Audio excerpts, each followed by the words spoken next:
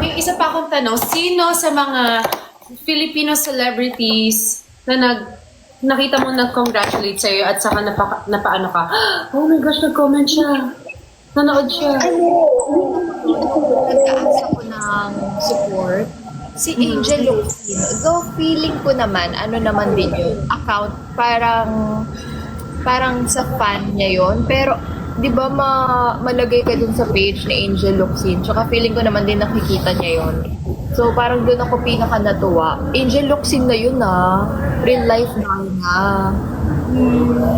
Oh, kuha ko dun may matay ako. Iyan. Daming influencers na sunod-sunod na nakita ko na si Dave Villanueva, yan. Nag-start lang nung nakita ko, nagsisend ng stickers. Kasi hindi ako mahilig mag-live dahil nga sira yung phone ko, naglalag, saka mabilis na malubat, ganyan. So, sinisave ko na lang siya para at least may pang-picture pa ako sa event. Tapos nung nag-live ako, dyan ko na-meet si Dave Villanueva. Tapos 2 days before coronation, doon lang pala siya nag-decide na manood sa Thailand. Grabe yung support. Wow! Lumipad siya ng Thailand? Last minute. O nag-watch siya, last minute. Grabe yung support. Si Sean Kyle nga din nakita ko eh. Katabis nila. Kasama ko ni Diana Meneses. Ayan, si Diana rin, grabe yung support niyan sa akin. Pati mga MGI sisters mo for this year.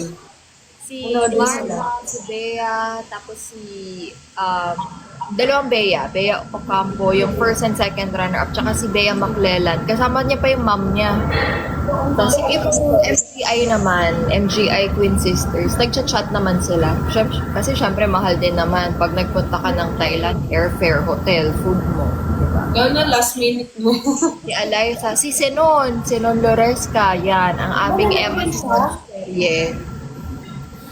Grabe din siya mag-support.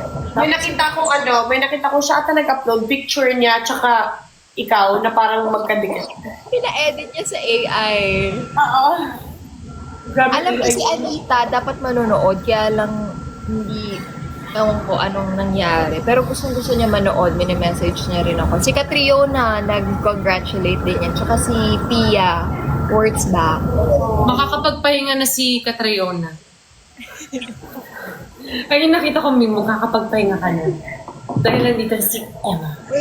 Basta ang dami, parang meron baka magalit, di ko pa na-mention. Basta sobrang dami din talaga.